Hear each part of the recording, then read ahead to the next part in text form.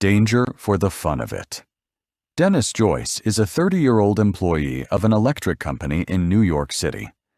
To break up the monotonous regularity of his life, he spends many weekends and vacations whitewater canoeing. He is one of the growing number of Americans who in recent years have become interested in dangerous sports to fill their leisure hours. Although he has fallen into the river several times, Mr. Joyce has never been hurt himself. Yet he admits he has seen some very serious accidents. People who take part in risky sports usually have several things in common. Most are men. They know about the dangers of their sport.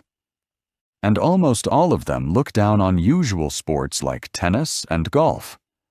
"There's just nothing happening in sports like tennis and golf," said Steve Kaufman, a 44-year-old Manhattan bill collector who scuba dives in his spare time.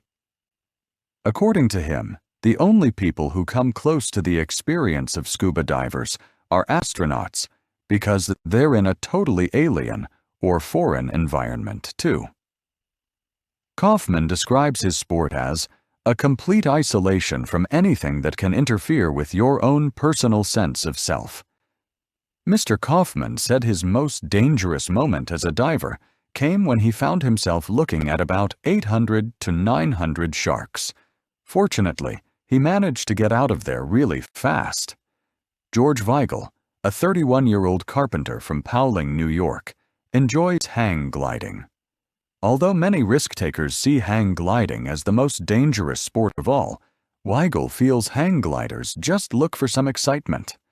He says, "It's so thrilling that I think I'll continue hang gliding until I get too old for it. Everything else seems boring compared to it." According to Dr. George Serban, Associate Professor of Clinical Psychiatry at New York University, most men willingly look for danger in order to prove their masculinity.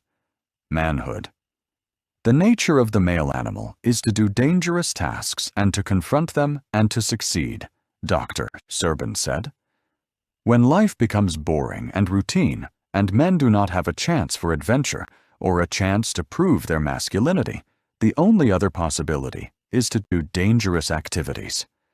Eric D. Rosenfeld, a 43-year-old Manhattan lawyer who has been climbing mountains for 20 years, spoke of the habit-forming nature of his sport. Like smoking, it is quite addictive. After some time, you can't live without a certain amount of risk in your life. In recent years, Mr. Rosenfeld started climbing mountains in the Arctic. He compares the mountains in the Arctic with the ones in Europe.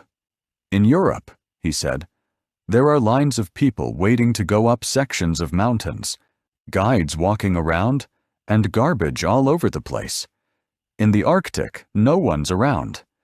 There's no such thing as a guide, because no one's ever been there." Although several of his friends have died while mountain climbing, Rosenfeld said, "I know that it's risky, but I sit in my law office and tell myself that after 20 years of climbing, I'm still here." The novelty of the sport is what attracted Susan Tripp, a 35-year-old Californian lawyer, to parachute jumping. "I wanted to do something new and unusual. It's not something many people do," Susan said.